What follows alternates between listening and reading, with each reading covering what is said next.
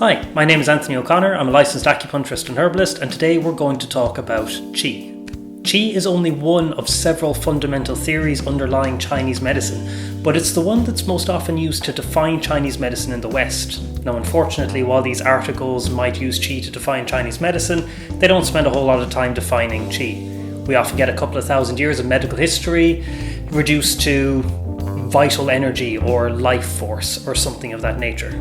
For example, according to Wikipedia at the time of writing, Qi is a pseudo-scientific, unverified concept which has never been directly observed and is unrelated to the concept of energy used in science. So we obviously have some work to do in terms of the public perception of Qi, because we definitely don't want to make the Wikipedia people any angrier. When you're trying to understand a foreign concept, it's tempting to try to understand it in terms of a framework you're already familiar with, whether that framework is medical, scientific, or linguistic. At one time or another, this has led to Qi being related to steam energy, infrared, bioelectric magnetic radiation, and quantum oscillations.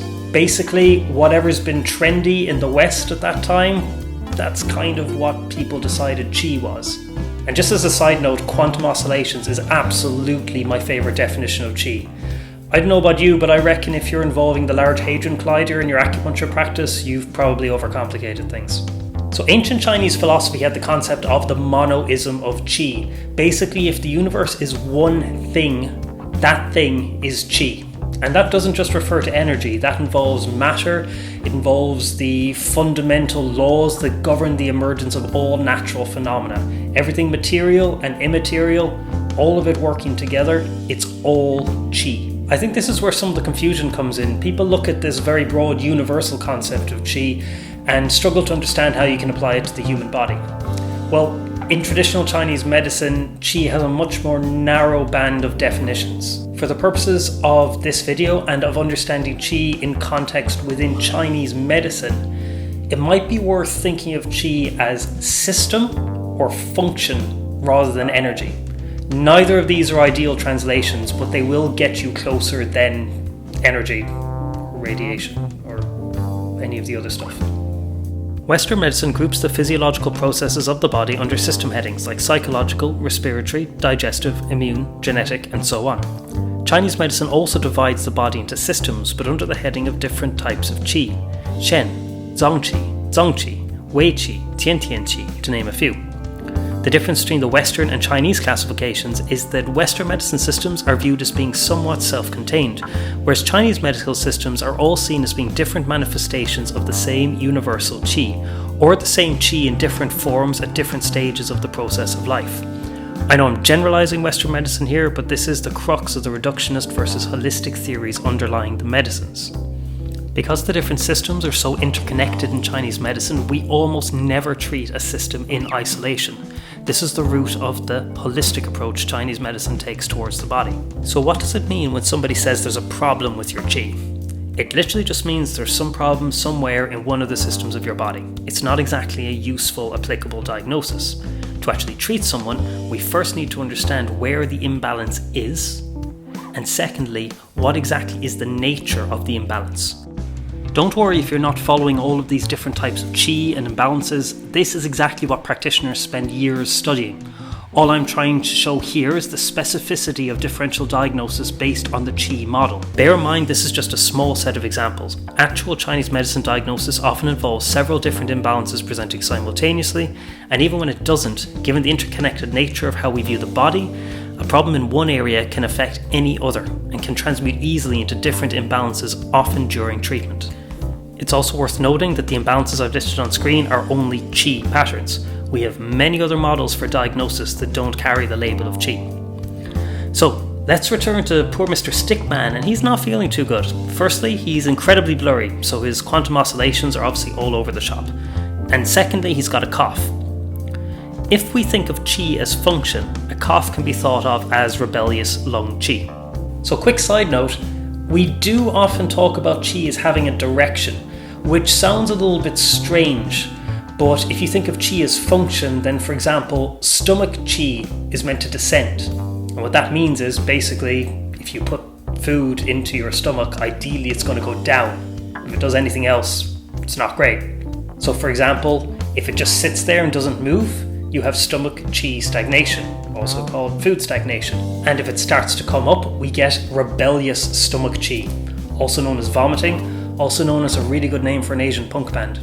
Lung qi, or lung function, ascends and descends as we breathe in and out. A cough is a reversal of that function, air coming up when we're trying to breathe in. Now, there are obviously dozens of possible reasons for this, so we're going to have to ask Mr. Stickman a few more questions, and we find that he's presenting with some other signs and symptoms. He has a fever, he has an absence of sweating, he has body aches, he has thirst, he's complaining of irritability, his pulse has a tight, floating quality. This is related to Chinese medicine pulse diagnosis. And finally, the people with this particular presentation of rebellious lung qi tend to have a relatively strong constitution. They tend to be rather robust and not get ill too easily. When we see all of these signs and symptoms presenting together, this leads us towards a particular Chinese medicine herbal formula, Daqi Longtang, or Major Blue-Green Dragon Decoction, which is definitely one of the best named Chinese medicine formulas out there. Daqi Longtang is going to treat this illness by using many different types of qi simultaneously. The qi of the illness, the qi of the patient, and the qi of the formula itself. The qi of the illness is xie qi, or pathogenic qi. Pathogenic qi refers to a causative factor of disease that comes from outside the body. There are many different types, but some of them bear some similarity to viral, bacterial, and allergic causes of disease in the Western medicine model. The qi of the patient, in this instance, refers mainly to wei qi, or defensive qi, which is the system that protects the body from pathogenic qi. It's something like the immune system. Another important type of patient qi is the lung qi, or the lung function, which is being disrupted by the pathogenic qi, and other types of internal qis that strengthen the body as a whole, and particularly the defensive qi. Finally, the qi of the formula refers to the interaction of the different herbs within the prescription.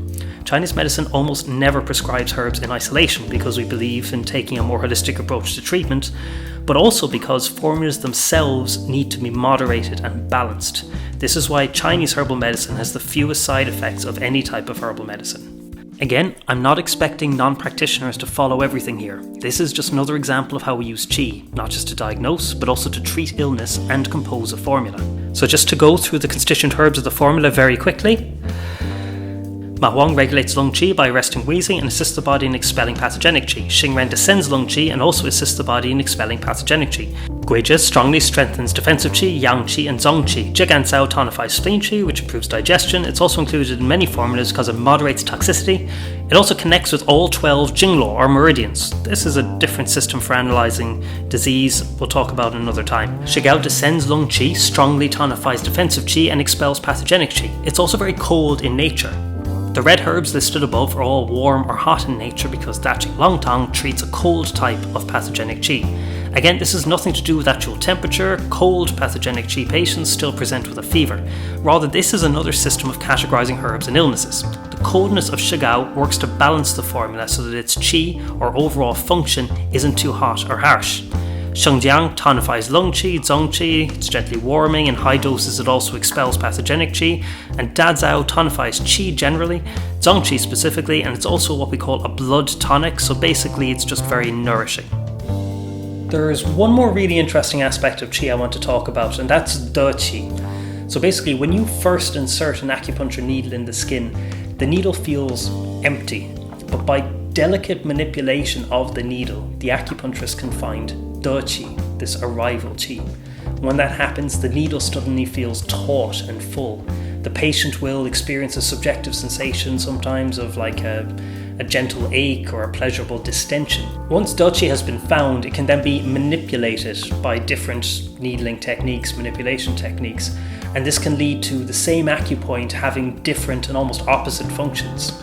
So for somebody that has a lot of excess, a lot of heat and tension, we'll use reducing manipulation techniques. For somebody that's very tired and deficient, we might use tonifying techniques. So the same acupoint can have two different effects depending on how it's manipulated, and all this is down to Deqi. Now, is this energy?